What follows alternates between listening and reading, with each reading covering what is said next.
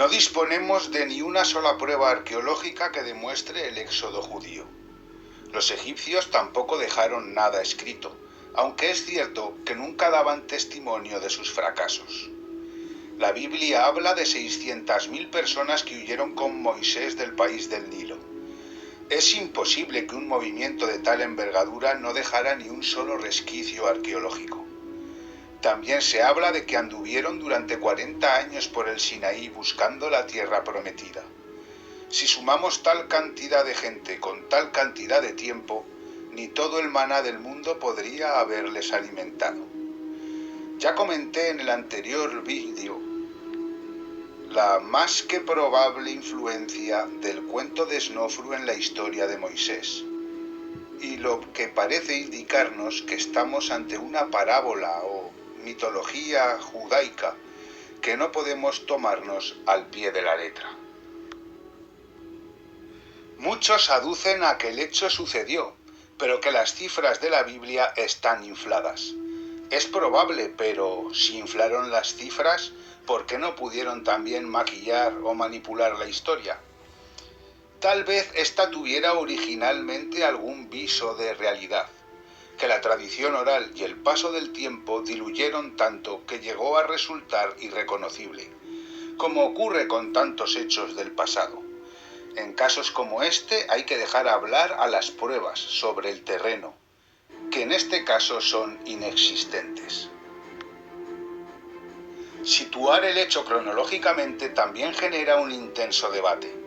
Algunos colocan el episodio durante el Reino Medio, hará unos 4000 años, pero sin ofrecer no ya pruebas, sino ni siquiera una teoría plausible. Una hipótesis que goza de mucho peso actualmente es que los hebreos fueron herederos de los hicsos, los reyes asiáticos que gobernaron la mitad norte del país desde mediados del siglo XVII a mediados del siglo XVI a.C. Aducen que el faraón que provoca la ira de Dios y las plagas bíblicas, de las que hablaré más adelante, fue Amose, fundador de la 18ª dinastía. Pero ninguna prueba, ni arqueológica ni histórica, invita a creerlo así, puesto que además el hijo del rey y su sucesor fue Amenhotep I, cuya momia conservamos, por lo que no pudo perecer ahogado en el Mar Rojo. Otra teoría retrasa un siglo el acontecimiento, hasta el reinado de Tutmosis III, pero simplemente se basan en el carácter conquistador e imperialista de este rey, que también fue sucedido por su hijo primogénito.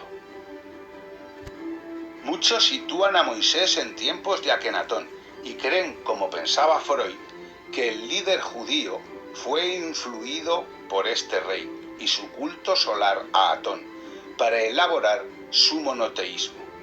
Esto parece plausible, pero tampoco hay pruebas que sitúen a los judíos huyendo de Egipto en esa época, ni se han encontrado tumbas de semitas en Akenatón, como dicen algunos con respecto a fosas comunes de los trabajadores que construyeron la ciudad, que parece ser eran todos egipcios.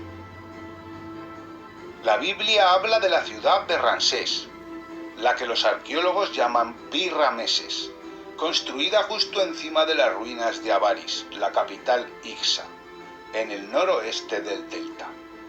Los defensores del éxodo bajo el reinado de Ramsés II, que son muchos, dicen que los esclavos hebreos trabajaron a golpe de látigo para satisfacer el afán constructivo de este faraón.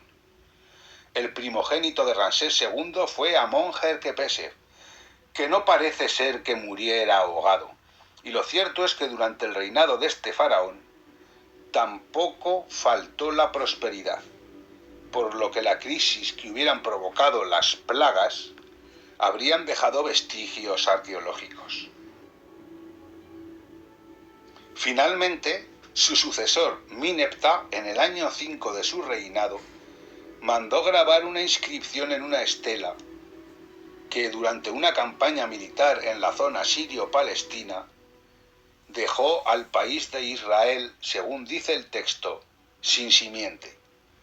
Es la primera vez que aparece el nombre de este pueblo en la historia, por lo que el éxodo, si se produjo, fue antes de la llegada al poder de este rey, durante cuyo mandato ya se habría instalado en Canaán un estado israelita. Cada uno que saque sus propias conclusiones, pero arqueológicamente, por lo tanto científicamente, no hay pruebas no ya del éxodo judío, sino de la presencia de judíos esclavizados en Egipto, aunque esta carencia de vestigios no indica a ciencia cierta que no los hubiera. Las plagas vamos a comprobar que eran una serie de catástrofes que ocurrían con cierta frecuencia en el país del Nilo, y que durante el éxodo los autores de la Biblia nos presentan su aparición de manera escalonada y continuada. A muchas de ellas no les podían dar una explicación, por lo que recurrían a la creencia de que eran actos sobrenaturales. La negativa del faraón a liberar a los israelitas provocó, según la Biblia, la ira de Dios. La sangre en el río podría proceder de la fiestieria, unos microorganismos que coloreaban de rojo las algas y que privaban de oxígeno a los peces, que morían en masa. Al desaparecer tanto pescado, las ranas no tenían alimento, por lo que salían de su hábitat habitual. Los mosquitos culicoides se alimentan de sangre, y al hallar miles de ranas muertas, estos se multiplicaron exponencialmente, lo que pudo provocar que los animales domésticos se infectaran. Es una cadena de plagas continuadas. Las moscas pudieron generar enfermedades que provocaron pústulas y sangrados a los humanos. Las plagas de langosta eran habituales en la antigüedad. Comían todo lo orgánico y acababan con el grano acumulado. Estas probablemente infectaron el trigo y por ende el ganado. Los judíos supuestamente no comían carne de cerdo, por lo que es probable que estas infecciones en el grano y en el ganado les afectaran en mucha menor medida. La 10ª y última plaga es sorprendente. El escaso grano infectado del que dispusieron era entregado a los primogénitos, puesto que consideraban que eran los más fuertes y los futuros herederos, por lo que debían de ser los primeros en comer. Y según las plagas de la Biblia, los primeros en morir.